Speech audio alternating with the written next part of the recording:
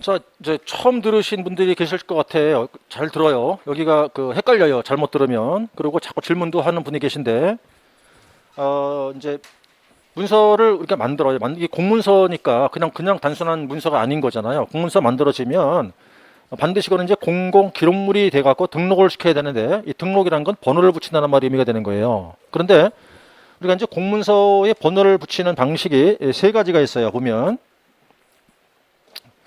첫 번째 누년 일렬, 여러분 책에서는 지금 그게 어딨냐 41쪽 그 표 밑에 있어요. 거기 보면 돼요. 누년 일렬 번호라는 게 있고 연도별 일렬 번호가 있고 연도 표시 일렬 번호 세 가지가 있어요. 이 세 가지가 공문서를 등록할 때 쓰는 번호 방식이에요. 이게. 그래서 우리가 이제 그 기한 파트를 배운 분은 기억나겠지만 일단 먼저 우리가 문서를 기한을 했어요. 결제도 받았죠. 그럼 이제 문서를 시행할 거 아니겠어요. 그죠? 시행할 때 기한문이 보면 왼쪽 밑에 그 기한자 바로 밑에 협조자가 있고 협조자 밑에 있어요. 거기 뭘 적어요? 거기 생산 등록 번호와 시행일을 적잖아요. 그렇죠? 그때 생산 등록 번호가 바로 뭐예요? 문서를 만들어서 번호를 붙인다는 거잖아요. 거기는 만들으니까 무슨 번호라고 하는 거고 생산 등록 번호라고 하는 거고 그걸 문서를 보냅니다. 보내니까 상대방이 번호를 받을 거 아니죠? 받아서 또 등록을 또 하죠. 그건 접수 등록이잖아요. 그럼 오른쪽에 번호를 붙일 거 아니겠어요? 그럴 때 생산이건 접수건 둘 다 번호를 붙인다는 얘기인데 셋 중에서 가장 많이 쓰이는 게 연도별 일렬 번호를 써요. 모든 기한문과 시행문은 다 이걸 쓰는 거예요. 연도별 번호를 써요. 연도별을. 그러면 자, 누년이란 말은 이게 쌓일 누자의 의미입니다. 이게 한자 의미. 그게 누적된다는 얘기잖아요. 계속. 연도와 관계없이 계속 쌓여간다는 거예요. 번호가 이렇게 계속해서 이렇게. 자, 그게 의미가 되는 거고. 누년 연속된다고 되어 있고. 얘네 두 가지는 매년 새롭게 번호를 붙여요. 그런데 어떤 차이냐면은 연도별이란 말은 연도 표시를 하지 않는 걸 말하는 거고 연도 표시란 말은 민년도 표시를 해요. 그래서 여기 보니까 연도 표시와 번호를 이음표로 붙인 번호라고 되어 있거든요. 이렇게. 자, 이렇게 세 가지가 있는데 모든 시행문과 기한문과 시행문은 연도별 번호를 붙입니다. 자, 그런데 문제가 방금 봤던 우리가 이제 우리형 4주에 규정이 되어 있던 문서 이거잖아요. 그죠? 법지, 공비, 민 이거잖아요. 지금. 얘네들은 문서마다 우리 행안부령 8조에 의해 가지고 그 번호를 붙이게끔 규정이 따로 있단 말이에요. 그러면 이제 자 하나씩 볼게요. 처음 들으시면 잘 들으라고 했어요. 제가 법규문서는 법이죠. 이거 법이잖아요. 법. 그죠? 그러면 법이야 뭐 이제 뭐 입법부가 만들긴 하겠습니다만 쉽게 생각하세요. 정부 입법. 정부 입법 생각하시면 돼요. 이제 행안부에서 법을 하나 만들었어요. 행안부에서 만들려고 그래요. 그럼 일단 법조문 만들 거 아니겠습니까? 1조 쭉 만들겠지 이렇게. 그러면 행안부라는 행정기관에서 법조문을 만들기, 법을 만들기 위해 가지고 먼저 뭐부터 해야겠어요? 기한부터 해야죠. 기한. 그죠? 기한 했겠죠. 그다음 이제 결제도 받았을 거 아니겠어요? 그 내용이 뭐겠습니까? 행안부에서 법을 만들다 이거 아니에요. 정부 입법 만들자. 이걸로 기한이 됐겠지 이제. 그럼 지금 제가 손에 들고 있는 게 요게 행안부에서 법을 만들기 위해서 만든 기한문이라고 이게 지금. 기한문 겸 시행도 해야 될 테니까. 여기도 이것도 공문서죠. 이것도. 이것도 등록을 해야 되잖아. 이건 기한문 겸 시행문이잖아요. 그럼 번호를 붙여야 되잖아요. 여기다가도. 무슨 번호 붙인다고 여기다가는? 연도별을 붙이는 거고. 그다음 이 안건 자체가 지금 뭐예요? 법을 만들기 위한 안건이었잖아요. 그러면 법조문을 만들었겠죠 이제? 뭐 100조 만들었다고 쳐요. 100조 그 100조문은 무슨 문서입니까? 법규문서죠. 근데 얘는 지금 법조문이잖아요. 그럼 얘도 하나의 공문서가 되는 거잖아 또. 그럼 양쪽에 내가 두 개를 들고 있잖아 지금 공문서를. 하나는 법조문 만들기 위한 기한문과 시행문이 하나. 실제 법조문 두 개 있잖아 지금. 이 둘 다 등록을 각각 다 해야 된단 말이야. 그러니까 이 시행문은 연도별 번호를 붙이는 거고 얘는 법규문서는 우리 행안부령으로 딱 지적을 해놨어요. 이 번호를 붙이라고.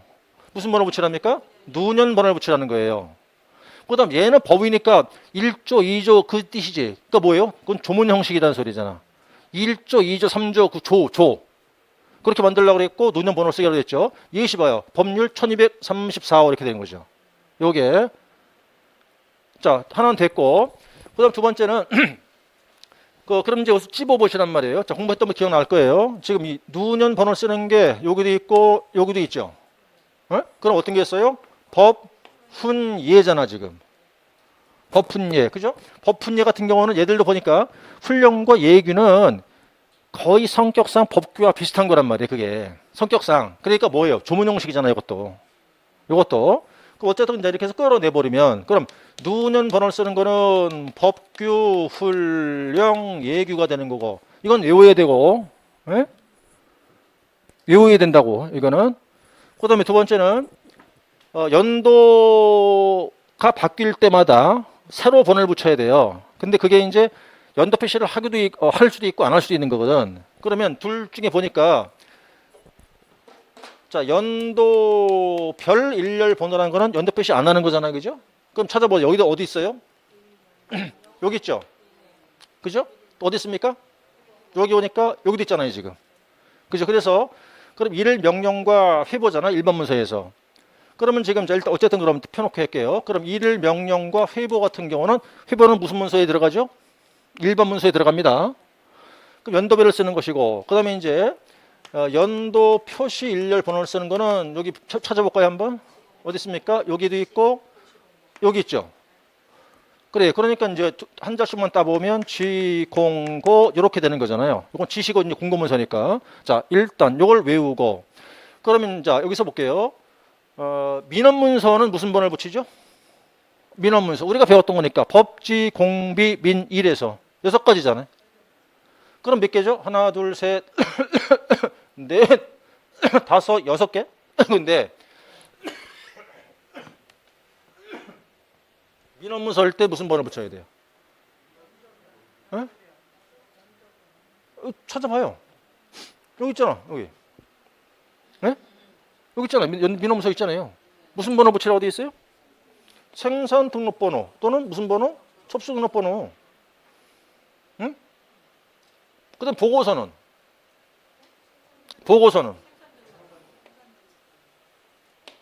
응? 그죠? 그러면 이렇게 되는 거예요. 이걸 외웠다고 치면 예를 들어 내가 얘기를 들었지만 민원문서라든가 보고서 같은 경우는 무슨 번호 붙여야 됩니까? 생산 등록번호를 붙여야 하는 거잖아요. 그런데 아까 내가 얘기했다시피 생산이건 접수건 번호 방식은 셋 중에 하나를 붙이는 거라니까. 어? 이거는 의미가 만들어서 번호를 붙인다는 뜻의 생산 등록번호가 되는 거고 받아서 붙인다는 뜻의 접수 등록번호라고 부르는 거고 번호 부여 방식은 이 셋 중에 하나라니까. 근데 거의 보편적으로 쓰는 게 뭐다? 연도별을 쓴다 이 말이에요. 어? 그럼 거꾸로 얘기한다면 뭐가 되겠어요? 민원문서는 뭘 붙이는 거야? 연도별 번호를 붙인다는 얘기가 되겠지. 이 의미가 연도별을 말하는 거니까. 이 질문을 했어요. 여러분 말고 그 애 모모라는 데서 그 질문이 들어왔는데 그걸 물어봤더라고. 왜? 요걸 외우라고 그러니까 요것만 외워놓고 나니까 이상한 거야. 그럼 민원문서 이게 없는데? 그럼 민원문서 뭘 붙이는 거지? 이렇게 물어보더라고. 그럼 여기 없는 건 다 무슨 번호 붙이는 거야 결론이? 생산 등록번호나 접수번호니까 연도별 붙이는 거지 뭐예요. 그러니까 여기서 이게 완벽히 이해하고 들어가면 되는데 한번 잘못 이해 안 가면 자꾸 헷갈리는 거지 이렇게. 그래서 결론 볼 때 얘네들이잖아요. 그죠? 얘네들은 하나, 둘, 셋, 넷, 다섯, 여섯 얘네들은 말이에요. 이걸 만들기 위해서 기한했고 시행했을 거 아니겠어요. 그 문서가 하나 있잖아. 그건 연도별 번호를 붙였을 테고 그 다음 이걸 다 만들었잖아 이렇게. 그럼 이 번호를 붙이라는 소리지 이렇게 여기다가는. 그래서 이거를 외우시라는 소리고 그래서 얘는 이제 따로 떼는 게 아니고 그 성질에 따라 문서 분류를 기억하시면서 연결을 시켜놔야 돼요 이렇게. 예, 그리고 얘는 한참 뒤에 가면은 우리가 문서 등록 파트 얘가 또 나온단 말이에요 다시. 그리고 시험 나온 적이 없다고 그랬죠. 그 강의를 들으시다가 제가 시험 나온 적이 없습니다. 그럼 표시해 놓으셔야 돼요 이렇게. 그 시험 나온 게 있다는 책에 표시가 돼 있거든요. 그러니까 시험 나온 적이 없다는 건 가능성이 있다고 자꾸 생각하는 거죠. 자 됐습니다. 그래서 작성 형식을 보시면 될 것 같아요. 그 넘어가세요 이제. 그다음 문서에 이제 성립과 효력 발생 보시는 건데 여기는 지금 3번을 냈어요. 그것도 말이에요. 2014, 그건 2회 때인데 요거는 2019, 2020 연달아서 2번. 연달아 2번 내니까 총 3번 냈어요. 3번 냈는데 글쎄 뭐 또 낼지는 모르겠는데 어쨌든 3번을 냈고 출제했고 연달아 이렇게 매 이렇게 이제 2번을 이렇게 연달아 낸 경우인데 뭐 그만큼 중요하다고 받는가 보죠. 출제하는 사람들이. 그렇죠. 왜냐면 문서가 이제 성립하는 것과 효력 발생이니까 중요하다고 생각한 것 같긴 한데. 자, 봐요. 문서의 그 목차를 봅시다. 문서의 성립이 대목차 1번이죠. 그다음 효력 발생이 이제 2번 대목차가 됩니다. 대목차 2개 있네요. 아, 참, 여기 얘기 안 했네요. 처음 수업을 들으신 분들도 이 책을 보는 방법이 있어요. 보실 때는 그냥 이렇게 나무처럼 보시면 안 되고 숲을 보시듯이 책을 봐야 돼요. 제일 먼저 보실 게 절 제목, 아니 장 제목, 그다음 절 제목, 그 다음에 이제 책이 이렇게 동그라미로 되어 있습니다. 그 숫자 대목차가 몇 개 있냐. 그 속으로 들어가셔서 숫자 목차가 몇 개 있냐 이렇게 보고 들어가는 거예요. 그러니까 습관적으로 책 보는 방법이에요, 그거는. 그래야 전체가 이렇게 한눈에 들어와요, 이렇게. 쫙 잘라 보게 되면은 연결이 안 되는 게 문제가 생기거든. 그러니까 볼 때는 큰 절을 보고 이 절 안에 몇 개 대목차가 주어져 있는지, 그 대목차 속에 숫자 목차 몇 개 있는지 이렇게 보는 거라고. 그걸 습관을 들이잖아요. 그럼 이게 목차가 눈에 들어와요, 이게. 자, 그래서 이제 그 1번 목차 볼게요. 문서의 성립이라고 되어 있습니다. 여긴 두 가지가 있네요. 요건과 시기라고 되어 있죠. 이제 문서를 성립하기 위한 이제 요건과 시기 두 가지입니다. 요건은 그냥 이론이네요, 이거는. 이거는 조문이고요, 그렇죠? 그럼 뭐 요건 그냥 읽으시면 되겠죠. 행정기관의 권한 내에서 작성돼야 된다. 그다음에 이제 의사 표시가 명확해야 되겠다. 그다음 위법 부당하거나 시행 불가능한 사항이 아니어야 되겠다. 그다음 절차나 형식상 요건을 갖춰라. 짧게 줄여도 되겠네요, 그죠? 뭐 의사 표시의 뭐 명확성 이렇게 줄여도 될 것 같고, 여기도 이제 뭐 적법성 이렇게 해도 되겠죠? 그다음 뭐 실현 가능성 이렇게 해도 될 것 같고요. 여기는 이제 뭐 절차나 형식에 있어서의 뭐 적법성 이렇게 하면 될 것 같아요. 네 가지 요건이라고 합니다. 자, 성립 시기죠. 길어요, 그죠? 굉장히 길긴 한데 한마디죠, 한마디. 언제 성립하나요? 여기죠, 그죠? 네. 결제가 있음으로써 성립한다. 그럼 끝났죠, 뭐. 그 위에 이제 뭐 결제 방식은 서명으로 하는 건데, 뭐 서명이야 뭐 이제 아까 했던 거, 전자, 문자 등이 있다는 거고, 결제 서명을 해 결제가 있으면 성립한다. 그게 문제죠. 그래서 이제 성립은 요건과 시기를 보시면 되고요. 자, 그 다음에는 이제 효력 발생인데, 이제 네 가지가 있어요. 입법주의. 다 읽을 필요 없네요. 네 가지가 있습니다. 표백, 발신, 도달, 요지 네 가지가 있죠. 뜻을 다 이해할 수 있다 믿는데, 먼저 표백주의는 어떤 얘기입니까? 문서가 성립한 때 효력이 발생한다는 견해죠. 그래서 어떤 건가요? 이거는 여기 내부 결제 문서일 땐 표백주의를 취하게 되는 거죠. 그죠? 그래서 문서가 성립한 때, 다시 말씀을 드리면 결제가 되면 그때 효력이 생긴다. 이제 그게 표백주의를 입법주의가 되죠. 그래서 내부 결제 문서는 결제하는 순간 성립하면과 동시에 효력이 같이 생기는 거죠, 그냥. 발신하지 않으니까. 그 얘기고. 그다음 발신주의야 뭐 이제 발신된 때에 효력이 생긴다는 게 될 테고요. 발신한 때 생긴다. 그다음 이제 도달주의가 세 번째인데, 이제 우리 행정협업 촉진 규정에서는 도달주의를 취하는 거죠. 그 민법상 의사표시 조문은 나와 있는데, 그래서 민법상 의사표시하고 우리 규정에서는 도달주의를 원칙을 하고 있다는 거죠. 도달주의를 취하고 있다. 도달시. 여기 보면 이제 여기는 안 써 있긴 한데, 뭐 종이문서니까 뭐 우편으로 갈 테고 도착하면 되겠습니다만, 전자문서는 도달시를 언제 본다 그랬어요? 그렇죠. 상대방이 관리하는 시스템에 입력된 때를 도달된 때로 본다고 그랬습니다. 그다음 요지란 거는 이제 뜻을 알아야 한다는 뜻이잖아요, 그렇죠? 상대방이 내용을 알았을 때 효력이 생긴다고 네 가지가 있는데, 이것도 출제했어요, 입법주의도. 네 가지가 어려운 말은 아니었겠고요. 자, 그러면 이제 경계 보시게 되면 44쪽에 가서 효력 발생 시기죠, 뭐. 그래서 원칙과 이제 그 공고문서 나오는데요. 원칙은 나와 있습니다. 수신자에게 도달, 전자문서면 입력되는 것, 이렇게 도달주의를 원칙으로 하고 있다는 거죠. 그리고 근데 원칙이니까 예외가 있다는 뜻일 테고, 예외라는 거는 이제 공고문서가 예외가 되겠죠. 사실은 예외는 두 가지입니다. 원칙적 도달주의였다면 예외는 두 가지인 거죠. 내부결제문서하고 공고문서니까. 그죠? 예외 두 가지겠죠. 내부결제문서는 결제된 때고, 공고문서야 이제 아까 널리 알린다는 거잖아요. 그러면 공고문서라는 거는 고시나 공고 등이 있은 날부터 이래가지고 5일이 경과한 때라고 돼 있는데, 이제 이건 이제 공시송달을 말하는 거잖아요. 행정절차법상에서 얘기하는 거는. 거기는 공고일부터 14일 이렇게 돼 있거든요. 그런데 이건 뭐 우리 게 아니긴 한데, 저 고시나 공고 등이 있은 날부터 5일이 경과한 때라고 한다면, 있은 날의 개념 안에 공고일 초일이 들어가요, 안 들어가요? 있은 날의 개념이 공고한 그날, 공고할 초일이 들어간다, 안 들어간다? 안 들어간다 그랬어요. 그건 뺀다 그랬어요. 초일은 공고한 날은 빼고 그 다음 날부터 계산한다 그랬어요. 그런데 행정절차법상 공시송달은 아니죠. 거기 뭐라고 되어 있나요? 공고 1부터 그랬잖아요, 지금. 공고 1부터 하는 얘기니까 공고 1 들어가는 거죠, 여기는. 그 차이가, 우리 공고는, 우리가 말하는 공고는 초이를 뺀단 말이에요. 공고는 빼고 계산한다, 그 의미예요. 이거는. 그게 의미가 있었는 날 그 말이거든, 그게 지금.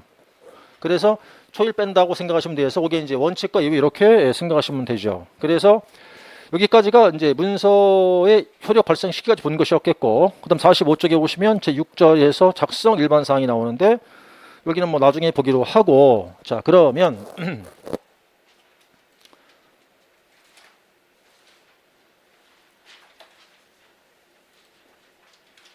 그 교재를 뒤로 좀 가시죠.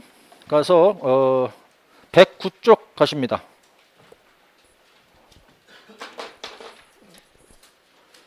자, 109쪽 가시면 문제가 많은데, 지금 1번부터 해서 그 5번까지네요.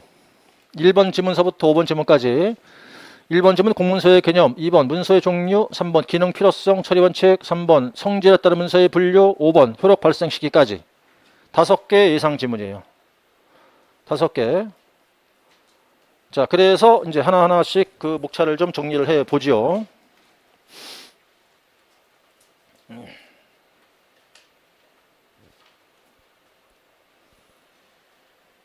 2번이 먼저 나온 것 같아요, 순서가.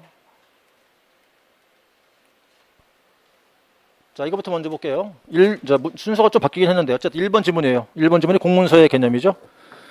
그럼 공문서 개념 그러면 하면 다 안 보긴 하는데, 여기서, 자, 지문 보죠. 지문 파악합시다. 지문 파악. 지문 파악을 했더니, 목차를 따를 수 있어요, 없어요?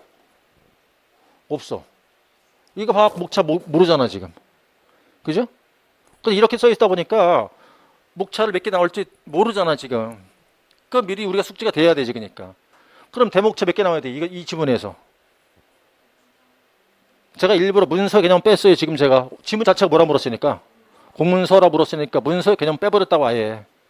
그럼 일단 1번 대목차 나왔죠. 그 다음 또 뭐 있어야 돼요? 응? 응? 이게 나와야 되잖아. 응.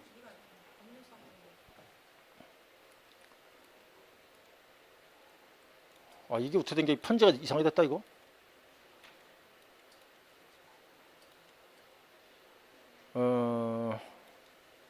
어쨌든 자,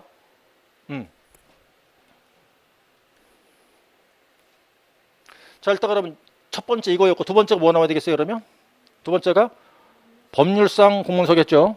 두 가지 그죠? 그럼 1번 첫 번째 행정상과 법률상 두 개 나올 거고, 그다음 행정상 소개 몇 가지 나오죠? 다시 조문이죠, 이제 이게. 그러니까 3조 제1호 2호안이에요. 그다음 민원 법률 시행령 30조 1항 공문서 나올 것이고, 세 가지. 그래서 일단 이렇게 1번 행정상, 두 번째가 법률상 나올 거예요. 그리고 1번 안에 중목차가 결국 나오는 게, 자, 지금 여기 중목차 하나잖아, 지금. 그 다음에 두 개죠. 그러니까 대목차 1번 대목차 안에 중목차가 두 개. 그 다음 1번 중목차 안에 소목차가 두 개 이렇게 들어간다고.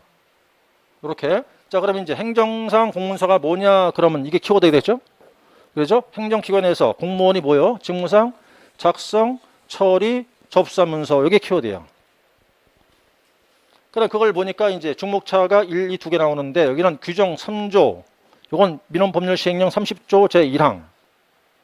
이렇게 놓고 3조 안에 들어가서 1호, 2호. 1호가 공문서, 2호가 전자문서. 그럼 공문서는 뭐예요? 똑같잖아, 지금. 그죠? 역시 마찬가지겠죠? 작성, 시행, 접수. 이게 용어정이니까 아까. 작성, 시행, 접수. 이게 들어가면 되는 거고. 그 다음 전자문서는 전자적 방식으로 작성, 송수신, 저장된 문서가 되는 거고. 요게. 그게 전자문서의 밀도시고. 그 다음 민원법률, 이건 말을 좀 줄여서 그래요. 민원처리법 시행령이라고. 30조 1항 해놓고 여기는 이혼이 들어오죠. 지금 목차가 볼게요. 하나, 둘, 세 개예요. 그래서 위변조 방지, 출력 문서 진위 확인 조치, 위변조 방지하기 위해서 행안부 장관이 고시한 조치. 그 민원 통지한 거를 직접 출력한 문서에 따르죠, 아까. 그게 세 가지. 여기는 번호 세 가지 나오죠, 이렇게. 여기에서 이건 전부 다가 법 조문이 됐어요, 이렇게. 자, 그 다음에 지금 여기 아마 자, 이게 막 이 편자가 좀 잘못된 것 같긴 해요, 보니까. 안 되길 일단 그럼 씁시다. 써. 여기다 제가 일단 쓸 테니까. 그럼 2번 대목차 이렇게 되겠죠. 그죠? 여기다 뭐가 들어야겠어요? 법률상 구문서가 나오죠. 이렇게요. 아까 두 개였다 그랬어요. 뭐와 뭐?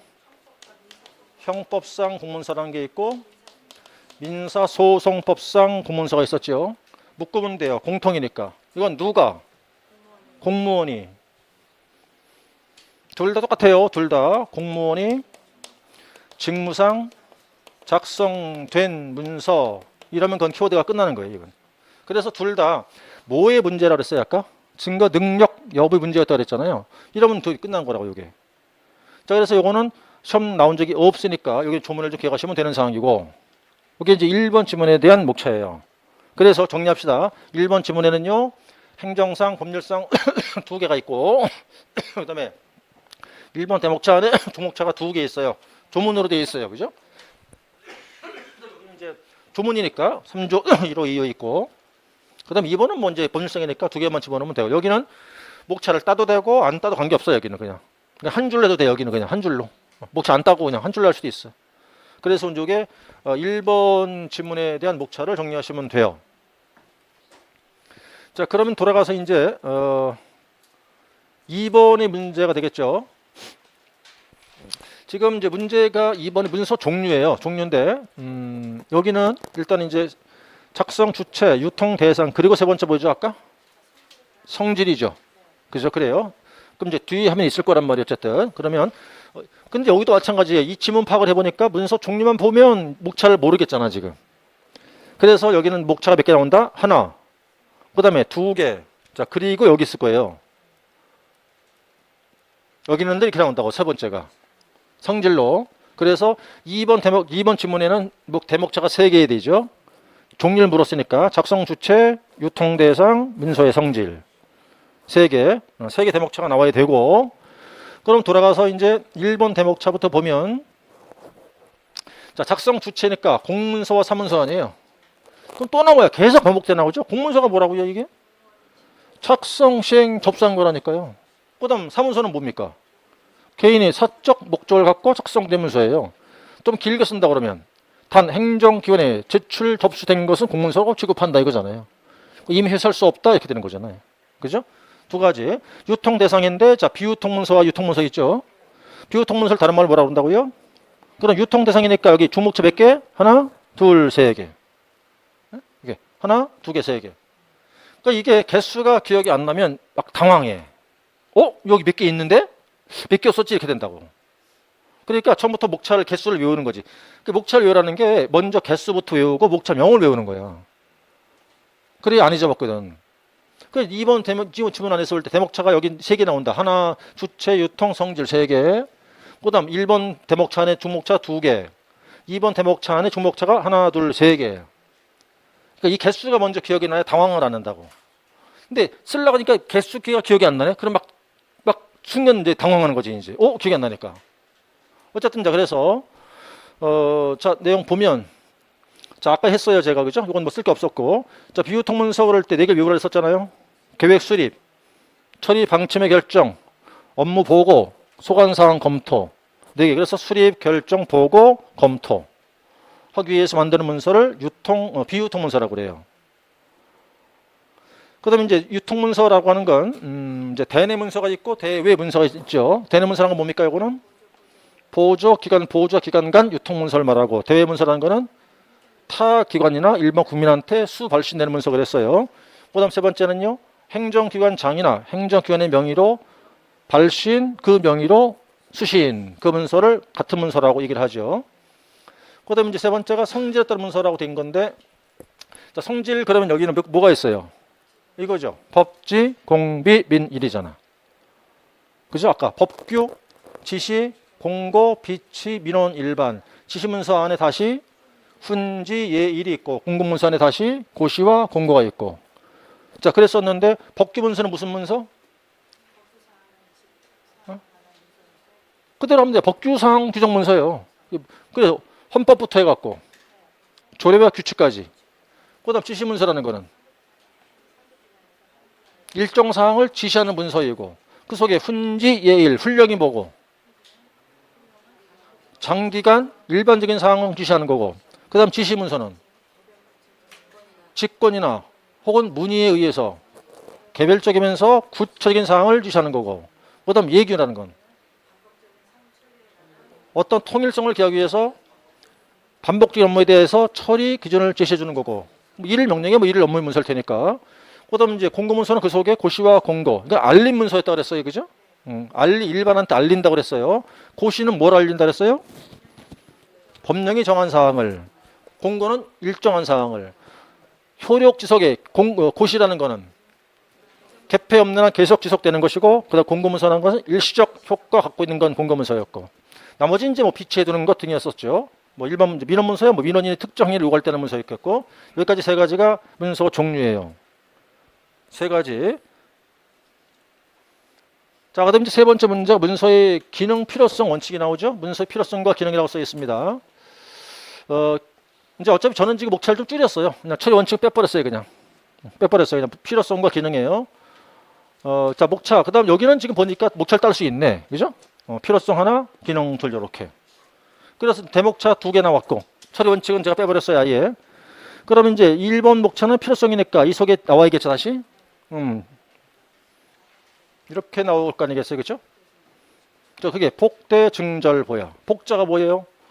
내용이 복잡해서 대화로 충분치 않아서 증거를 남길 필요가 있어서 절차나 형식상 문서가 필요해서 보존의 필요성 때문에 외우면 되는 거고. 그다음 문서의 기능에서는요. 의사의 기능에서 보니까 세 가지. 목차를 봐야 한번. 대목차죠. 의사를 따로 중목차를 뽑았죠. 그 속에 세 개 소목차 주어졌죠. 이렇게. 자, 그리고 뭡니까 다시? 이렇게 돼요. 자료 제공 기능과 업무 연결 기능 나오잖아. 그러면 결론이, 자, 문서의 기능 돌아가 보면 필요성 정리해놓고 나서 문서의 기능 그러면 크게 중목차를 따내고, 이게 대목차니까 중목차 몇 개 나와야 돼? 3개 나와야지. 의사, 자료, 연결. 그 다음 그렇게 나오면서 1번 중목차에만 소목차가 들어간다고. 거기에 기록구체와 전달 보전까지니까. 그럼 2번과 3번 중목차는 소목차가 없지. 자, 그러면 이제 다시 들어가서 문서 필요성 받고, 자, 의사 문서 기능 봐서 의사 기능 봐요. 첫 번째 기록 구체화죠. 어디에서 할까? 문서 기한부터 결제까지 성립하는 과정 그랬잖아요. 그럼 여기서 가장 중요한 키워드가 뭐겠습니까? 성립하는 과정이란 거잖아요. 그 다음에 전달 기능이란 거는요. 유통 과정 그랬죠. 그러면서 뭐라 했었어요? 이거를 공간적 확산의 기능이라 했잖아요. 자, 그리고 이제 보존의 기능인데, 보존의 것은 뭐 어차피 이건 뭐 시간적으로 확산한다 그런 기능이 있었던 거고. 자, 그 다음에는 이제 두 가지입니다. 자료의 기능이란 것과 업무 연결 조정 기능이에요. 자료가 무슨 자료겠습니까? 그 뭐 증거 자료나 첨부 자료의 기능을 수행한다 그 뜻이겠지. 그리고 이제 연결 중이란 말은 그 말 그대로 이건 어차피 뭐 이제 업무를 뭐 기한부터 결제 연결된다는 뜻이었을 테니까. 이따가 다시 물어볼 거예요, 내가. 목차 몇 개 썼냐고. 다시 물어볼 거예요. 자, 그럼 이게 이제 3번 지문이었습니다. 그 다음에 이제 4번, 그 4번의 지문이 이제 그거죠. 성질에 따른 문서 종류와 그 내용 같은데. 자, 그럼 5번을 먼저 합시다. 5번을. 그거까지 해야 되니까. 길어요. 요건, 그 다음에 시기, 입법주의 일반 원칙까지거든요, 지금. 그러면 이제 목차 보세요, 여기. 하나, 둘, 크게 세 개 나오죠, 이렇게, 그죠? 그러면 이제 첫 번째 성립 요건, 그 다음에 성립의 시기, 그 다음 세 번째 효력 발생이 나오겠죠. 효력 발생까지 이렇게. 자, 그러면 일단 목차부터 먼저 정리하니까 대목차 몇 개 나오나요? 3개 나오죠, 그죠? 일단 성립 요건, 성립의 시기, 그 다음 효력 발생, 이렇게 3개. 3개 나왔겠고, 그 다음 요건에 다시 중목차가 4개 있고, 말을 좀 줄였어요. 권한의 작성, 의사표시의 명확성, 적법성, 실현 가능성, 절차 형식에 있어 적법성, 이렇게 4가지 말을 줄여가지고, 그 다음 성립 시기는 최대한 줄여놨죠. 언제니까요? 결제시고. 그래서 이제 요건, 시기, 결제시. 그 다음 이제 세 번째가 효력 발생인데, 입법주의, 효력 발생 시기에서 원칙과 공고문서. 이렇게요. 그러면 지금 다시 3번 대목차 안에는 중목차가 하나, 2개, 이렇게. 그죠? 그다음 안으로 들어가면 1번 주목차는 서목차가 4개. 입법주의 말하는 거니까. 그다음 효력 발생 시기에는 원칙과 예외. 이렇게 되는 거고. 그래서 뜻은 다 이해한 거잖아요, 우리가. 결국 자 표백주의라는 건 다 있다고 치고 그럼 4개 이해했고 여기서 물론 원칙은 뭘 취하는 거예요? 도달주의를 취하는 거잖아요. 그럼 효력 발생 시기니까 원칙이 도달시죠. 그리고 전자문서일 때는 시스템에 입력된 때고. 그다음에 이제 공고문서는요. 공고 등이 있은 날부터 5일이 경과한 때 이렇게 될 것이고. 그럼 다시 한번 보면 이게 지금 3번을 출제했다는 얘기니까 어쨌든 요건, 시기, 효력 발생이니까 대목차 요건 4개, 시기 그리고 세 번째가 효력 발생. 다시 나온다 하면 정리가 되어야 할 것이고 그래서 여기까지가 효력 발생까지 내용을 보게 돼요. 자, 그럼 이제 그 다음 문제가 6번부터 나오는데 이건 지금 아까 했었어요. 우리가 했는데 금방 좀 아까 보셨던 거거든요. 문서의 일렬 번호 구분과 법규 문서 등의 번호예요. 이제 그럼 지문 봅시다. 요렇게 끊으면 되겠죠, 그죠? 끊으면 먼저 뭐야? 문서의 일렬 번호 구분이 하나. 두 번째는 법규 문서 등의 번호 부여. 그럼 1번 대목차가 문서 일렬 번호 해놓고 2번 대목차가 법규 문서 등이잖아요, 지금. 그죠? 그래 놓고 뭐 있죠, 지금? 법, 훈례, 지공고, 1회, 민원 1번에 나오잖아. 이렇게. 아까 우리가 외웠던 거 위에 더 들어갔죠, 지금? 네? 더 들어가 있어요. 그러면 다시 돌아가서 이제 지문 자체가 6번이에요. 일렬 번호의 구분과 법규 문서 등의 번호의 약술 그 긴 지문을 좀 줄여 쓴 거라고 전 이렇게 지금. 긴 걸 줄였어요. 그럼 이제 정리해 보면 자, 첫 번째. 끌어보니까 첫 번째 번호가 이거예요. 문서 일렬 번호. 요게. 이게 3개 나오죠. 누년, 연도 표시, 연도 별. 번호 방식이니까 3가지. 그럼 누년이 뭐다 이거는? 연도 부관 누적되는 번호고. 그죠? 그 다음에 두 번째가 연도 표시란 말은 매년 새롭게 번호를 붙이는데 연도 표시를 하는 번호고. 신번호라면 새로울 신자니까. 세 번째 연도비란 말은 매년 새로운 번호를 붙이는데 연도 표시가 없는 거고. 이 3가지가 번호 방식이고 이렇게. 자, 그리고 법규 문서 등이니까 지금 제가 목차를 5개 잡았어요. 이렇게. 그래가지고 두 번째가 법, 훈례, 지, 공고, 1회, 민원 1번으로 구분했단 말이에요. 그럼 아까 한 거니까. 자, 법, 훈례는 뭐예요? 누는 번호 쓰는 거고. 그 다음에 지, 공고는요. 연도 표시를 쓰는 거고. 일일 명령해보라는 거는 연도별을 쓰는 거고. 민원 문서는 생선, 접수 등록번호. 1번 문서. 마찬가지지. 그럼 이 2개다가 셋 중 어떤 방식이다 할까? 연도별 반항식이다 그 얘기예요. 자, 그럼 지금 우리가 문제가 그 4번이에요. 그죠? 4번에 지금 PPT 자료가 아까 한 거긴 한데 일단 그럼 해봅시다. 그냥 그 뭐 PPT 자료가 없어서 그런데 이거 하고 쓰게 해볼 것 같으니까. 그럼 4번 지문 보세요. 문서의 종류 중 성질에 따른 문서의 분류와 그 내용 이랬어요. 그죠? 다 한 거지만 그럼 4번으로 다시 할게요. 지문 썼다고 치고 목차를 잡아봐요 한번. 그냥 그 있는 지문 그대로. 자, 이게 지금은 이게 어차피 한 단원의 문제를 여러 개 놓고 이렇게 쭉 그 지문만 보고 있잖아 우리가. 그죠? 목차만. 근데 이걸 이렇게 역으로 뒤집어 생각해 보라니까. 얘가 실제 시험에 나왔어. 이걸 물었어.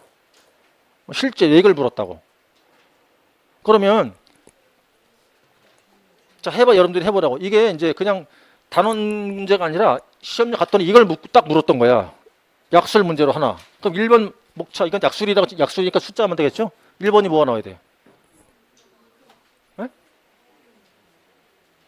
아니, 시험이 나왔다니까. 시험장에 이 문제가 나왔다니까. 시험지 지문에 이걸 물었다니까요. 그럼 목차를 바로 들어가야 되잖아요. 그럼 법규 문서가 들어와야 된다고? 네?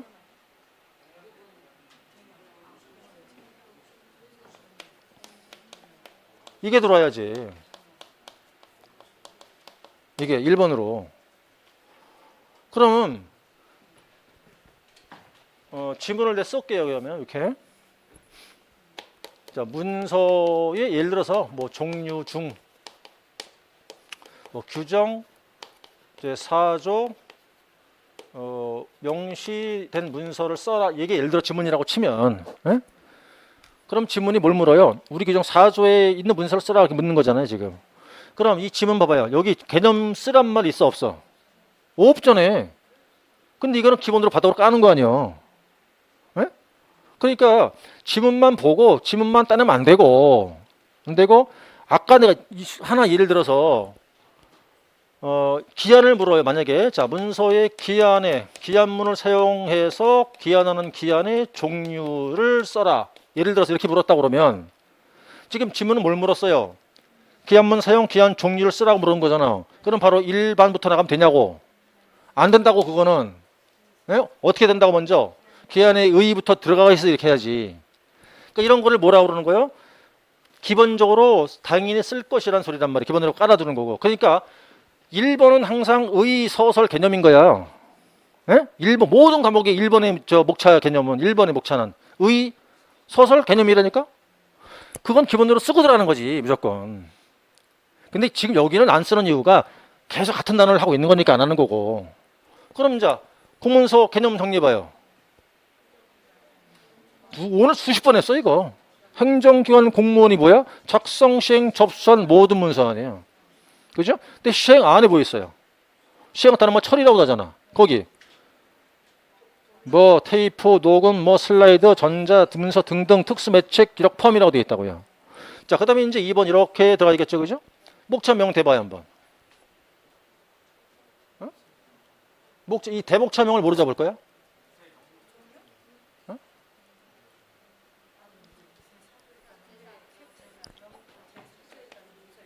문서의 성질에 의한 분류. 대략해놓고 여기다 뭘 쓰라고 내가? 이 목차를 풀어주라고. 어떻게 풀어주면 될까요? 행정협업 촉진규정 제4조에서는 문서의 종류를 법지, 공비 및 일로 구분하고 있다. 이렇게 쫙 써주고. 그리고 1번부터 중목차게 되겠지. 이제부터는 뭐가 들어가는 거예요? 법규문서가 이렇게 들어가줘야지. 그 다음 뭐야? 법규문서 뭐죠? 법규사항 규정한 문서로서 헌법 이하 조례 규칙까지 문서를 말한다. 이렇게 되는 거고. 네? 두 번째 뭐 들어야 돼요? 이제 지시문서. 상급기관이 하급기관이나 소속 공무원에 대해서 일정 사항을 지시하는 문서로서 훈지, 예일로 구분하고 있다. 이렇게 돼야 되고. 그래서 다시 이 속에 뭐가 들어간다? 다시 소목차가 되겠지. 여기는 이렇게 해가지고 훈지, 예일 들어가서 우리가 정리했던 거 있잖아요. 아까 했던 키워드 있잖아. 딱딱 집어넣어서 문장 만드는 거고. 그 다음에 세 번째 뭐가 돼야 돼요? 여기 다시 이제 공고문서가 들어가겠죠? 공고문서 해놓고 바로 여기다가 고시, 공고 이렇게 하는 게 아니고 여기다 말을 풀어주라니까. 공고문서가 뭐예요? 일정사항을 일반 국민한테 알리기 위한 문서로서 다음과 같은 문서가 있다. 이렇게 하는 거야. 이게 습관이 돼야 된다니까. 그러니까 그냥 목차를 쓰고 바로 딱딱 들어가 버리면 단답형이라니까. 단답형을 쓰는 게 아니라 우리 주관식을 쓰는 거란 말이야. 그러니까 그게 무슨 말이냐면 목차를 썼으면 얘를 풀어줘야 되지. 공고문서가 뭐냐 이거야. 뭐냐? 행정기관에서 일반 국민을 상대로 알리기 위한 문서를 그냥 내가 풀어주는 거란 말이야. 이렇게. 그죠? 그래놓고 이 들어가서 다음과 같은 게 있다 해놓고 이렇게 들어간단 말이에요. 그 다음에 이제 아까 했던 것이 내용도 알 테니까 넘어가는 거고. 그 다음 네 번째가 뭐죠, 이제? 법지, 공, 비치 문서 아니에요. 뭐, 행정계 내부에서 비치해놓고 사용되는 문서 그걸 테고. 그 다음 민원 문서가 뭐예요? 민원인이 행정기관에 대하여 인허가 등 특정 행위를 요구하는 것과 관련된 문서 이렇게 돼야지. 그 다음 일반 문서는 뭐고? 위 문서 외에 모든 문서를 말한다 그러면 돼요. 그 속에 예시를 들면 회별한 것과 보고서가 있다 이렇게 하면 되는 거고. 그러니까 이제 이게 오늘이 처음이 아니잖아요. 내가 처음이지. 다른 과목은 나 먼저 한 줄 나갔잖아요 벌써. 다른 과목도 한 줄씩 나갔을 테니까. 난 오늘 처음이라 그렇게 하는데 일단 내 기준에서 생각한다 그러면 이제 여러분들이 이제 자꾸 읽어야 되는 거야. 그러니까 이게 습관적으로 그냥 이렇게 딱 쓰고 목차 쓰고 바로 이렇게 들어가 버린다 이렇게. 그러니까 항상 머리에 집어넣어요. 집어넣어. 뭘 집어넣어? 바닥으로 까는 거 집어넣어야 되는 거고. 그다음 목차를 쓰면 목차를 풀어주란 말이에요. 이걸 이렇게. 그러니까 성의를 보이는 거야 그거는. 내 말 알아들었어요? 그렇게 하면 잘 구성이 이렇게 이제 보기가 좋게 되는 거지. 그거 성의가 있다 보니까 채점한 사람들이 이 사람 참 열심히 공부했구나. 잘 썼네라고 느껴지거든. 그럼 거기 플러스가 들어가는 거야, 그냥 벌써. 근데 그거는 한 번에 되는 게 아니니까 이제 여러분들이 뭘 단문 쓰기 할 때, 했을 때 그렇게 연습을 하는 거지, 계속해서. 하다 보니까 나중에 자연스럽게 돼요, 그게. 네. 그래서 그 지금껏 이제 우리가 10회를 시험 봤지만 다행스러운 건 우리 과목이 말이에요. 점수를 제일 후하게 줘요. 제일 과락 절대 안 나와. 그거 과락 나온 사람 본 적이 없어. 과락 안 나와 절대. 안 나오고 또 점수를 가장 많이 그 뭐랄까 이제 후하게 주고 시험 합격한 분들 보면 말이에요. 이 과목이 제일 높아 점수가. 그건 참 다행스러운 얘기긴 한데 그만큼 이제 연습을 충분히 해야 되는 것이긴 하겠죠, 그렇죠? 자, 일단 이렇게 해갖고 우리가 이제 6번까지 문서를 일단 그 이제 지문에 대한 목차를 한번 정리를 해본 거예요. 자, 그렇게 내용 보면 그다음에 이제 7번부터는 좀 더 다시 또 이어서 해야겠죠, 그렇죠? 자, 그러면 네, 그렇게 내용 보기로 하고 책을 돌아가셔서 45쪽에 나오는 게 문서 작성 일반 사항인데, 자, 거기서 이제 뭐 전자처리 이해하기 쉽게 작성한다 해서 쭉 가셔가지고 작성 기준, 뭐 항목 표시, 규격 용지까지는 생략할 거예요, 거기는. 교재가 53쪽까지는 그냥 읽어보세요, 시간 되시면. 이건 앞에는 다 수업을 했었어요, 제가 다. 앞에는 다 했었던 건데 이번 수업한테 그냥 지나갈 거예요. 그러면 바로 54쪽을 펴신 다음에 그러면 이제 그 두 번째 프린트에 대한 내용도 강의를 제가 다 했네요, 벌써. 그럼 잠깐 쉬셨다가 이제 두 번째 쓰기를 또 해볼게요.